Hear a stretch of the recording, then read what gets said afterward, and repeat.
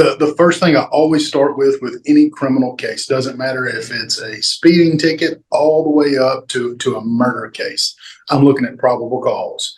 Do they have probable cause to stop my client? If they lack the probable cause, the rest of the case dies. I just tried a case 2 weeks ago, and the judge issued an order yesterday or day before yesterday, said he did not believe the probable cause officer. So if you win on probable cause, the rest dies. In that case I just told you about, he wrote very specifically in there, I believe the DUI officer, I just don't believe the probable cause officer, and therefore the rest of it dies. Same thing applies in a drug case. You're going to look at the probable cause. They have a reason to pull that person over. If they have a reason to walk up to that person and perform a search on them. You can't just stop somebody on the street and search them because, hey, you look like a big man, so I'm going to search you. And that's the only no, that's not how it works. You got to have a reason to stop, a lawful reason at that. So the first step is the probable cause. You always go through that. And if you have somebody that didn't admit to it, admission is just a terrible thing. I don't know why people admit to police. I know why fundamentally they think, oh, I'm going to talk my way out of this, or I'm going to give an inch to prevent them from taking a mile. What you don't realize is you're given an inch of the mile they're going to take.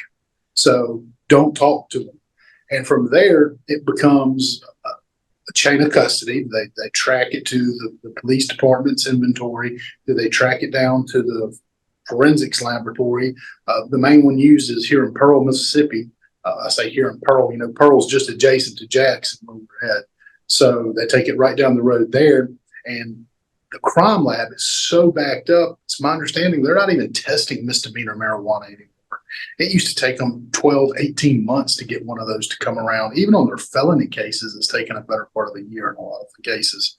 So then we're going to look at the forensics laboratory and their test. One, what was their methods and procedures that they used? They followed them all correctly.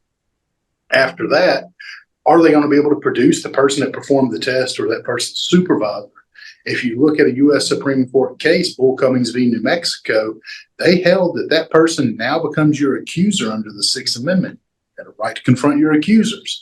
So they've got to bring the person that did the test or their supervisor down there. And if they can't provide that, well, the drugs go away. So there's all kind of things that I'm looking at to click away whether or not somebody did or did not actually possess drugs.